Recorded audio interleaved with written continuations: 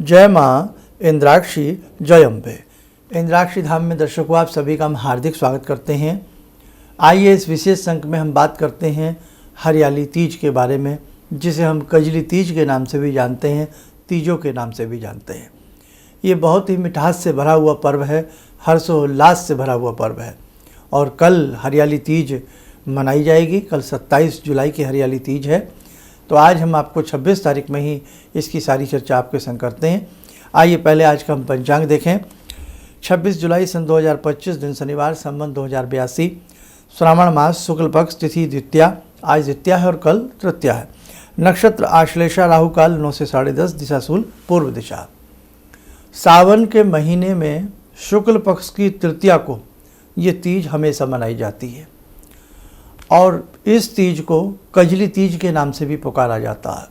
कजली काला मेघ, सावन की घटा बरसती है, रिमझिम फुहारें बरसती हैं और जब बादल उमड़ घुमड़ करके अपना रूप दिखाते हैं, काले काले बादल, काली काली घटाएं जब हल्के हल्के सावन में फुहार डालती हैं, वो दशा, वो दृष्टि अलग ही मनोहारी बन जाती है।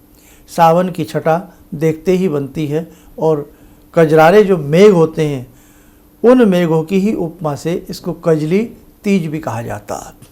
और वास्तव में जब ऋतु परिवर्तन होता है तो अपने आप में ही एक आनंदित बयार होती है। मानव का जो मन है वो प्रकृति प्रेमी मन होता है। हर्षोल्लास से जीवन कटे, प्रेम से जीवन कटे, कितनी सुंदर बात होती है। हमारे सत्य सनातन धर्म में बड़े सुंदर सुंदर तीज त्यौहार पर्व मनाए जाते हैं।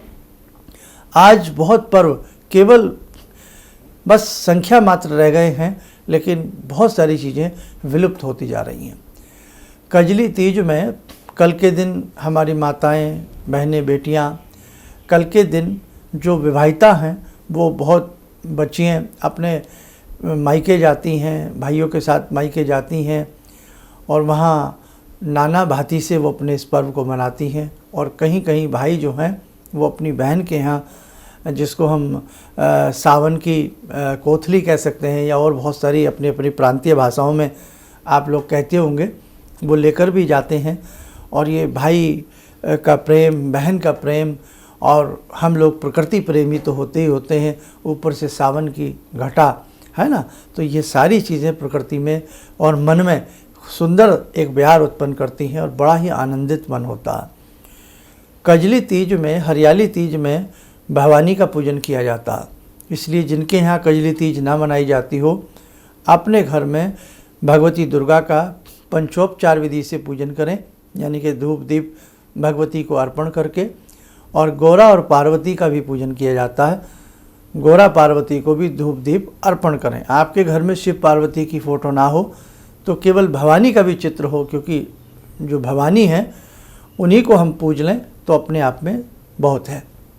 तो गौरा पार्वती हैं, ये दुर्गा जी भवानी हैं, उन्हीं को धूप दीप पंचोपचार दे करके घर में सुंदर हलवा, कोई भी मिष्ठान घर का बना करके उनको भोग लगाया जाए।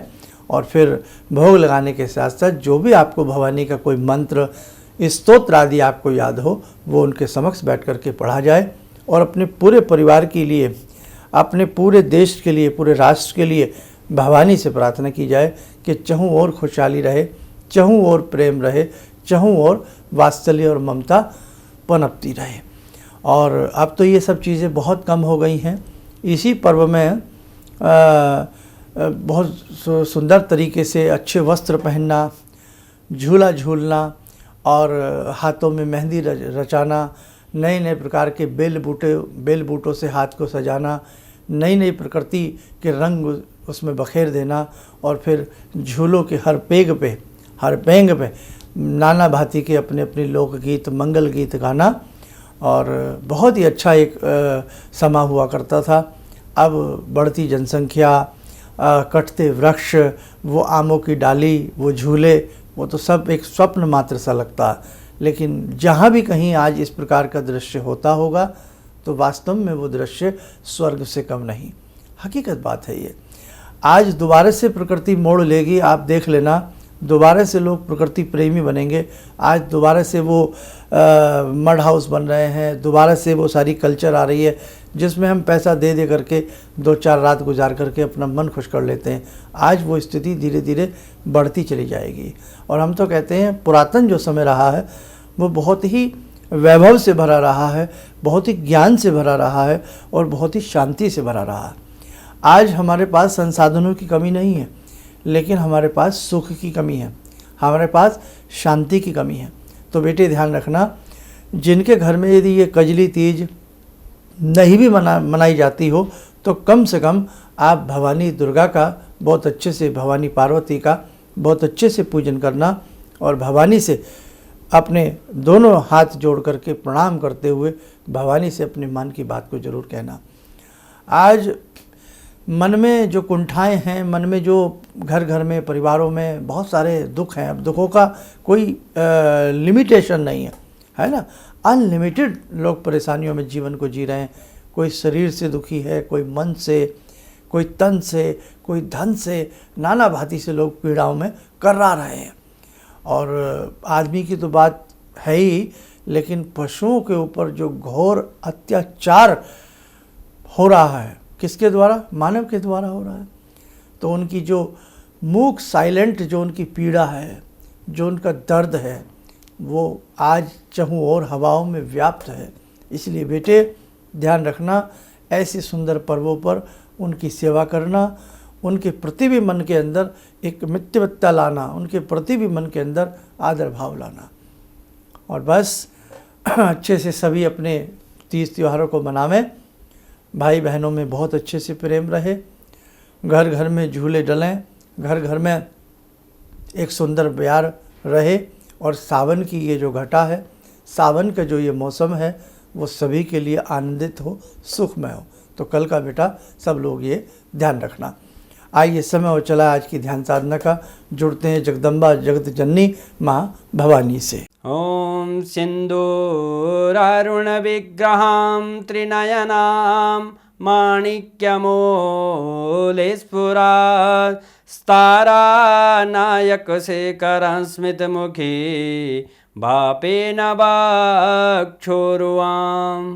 पाणिभ्यामलपूर्णरत्नचषकां रत्नोत्परां बिभ्रति सौम्यां रत्नघटस्थरक्तचरणां ध्यायेत्परां अम्बिकां खड्गं चक्रगदेषु चापपरिगान् शूलम्बुशोण्डिं शिरा शङ्खं संदधतीं करे स्त्रीनयनां सर्वाङ्गभूषावृतां नीलासमद्युतिमास्य पाददशकां सेवे महाकालिकां यामास्तो स्वपितैहरो कमलजो हन्तुं मधुं कैटवं विद्युद्दामसमप्रभां मृगपते स्कन्दस्थितां भीषणां कन्या विहकरवालखेटविलसा धस्ताविरासेवितां हस्तैश्चक्रगदाशिखेटविशिखां चापं गुणं तर्जनीं विप्राणामलिलात्मिकां शशिधरां दुर्गां त्रिनेत्रां भजे। कवच बना लें, ध्यान करें, भवानी का शुभ आशीष हम सबके ऊपर बरस रहा है।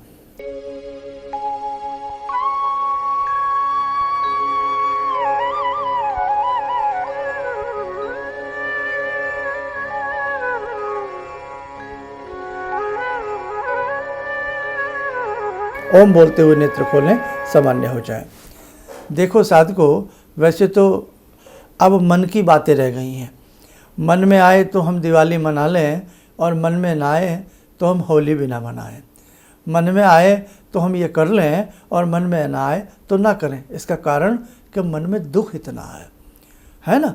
तो इसलिए जब हमारे ऋषियों मुनियों ने ऐसे सुंदर सुंदर तीज पर्व मनाए हैं तो अपने मन को एक तरफ रख के अपने तीज त्योहारों को मनाइएगा, अपने दुखों को एक तरफ रख करके सुखों की तरफ बढ़िएगा और अपने घर में हंसिए, अपने घर में खिलखिलाइए, अपने घर में मुस्कुराइए, अपने घर में कुछ बनाइए, अपने घर में सबको खिलाइए, प्रेम से रहिएगा। बस आज का यही हमारा संदेश है।